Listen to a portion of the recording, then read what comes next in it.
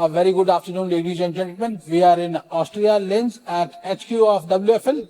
I have with us very interesting guest, Mr. Rajnish Kumar, Managing Director, Rockpecker. It's good to meet you, Rajnish ji. Can you let us know, our audience, more about your company, what it does? I represent my company, Rockpecker, and we have three different divisions. One division where we make our own rock drilling tools for oil and gas, geothermal, pipeline drilling applications.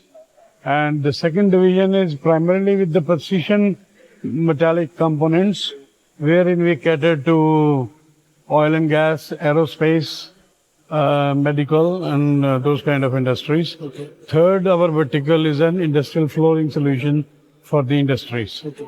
So that's what is about our company. Okay. And we are here at the open house for WFL. And I'm observing you since morning. You are very busy looking at machine technology.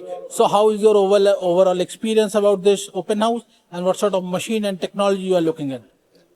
No, it's very well arranged and, very nicely managed in terms of the time what the WFL team has given to us. And we have many applications where we are struggling at the moment, and these people have got the solutions. So we have decided to order three machines from them. Okay.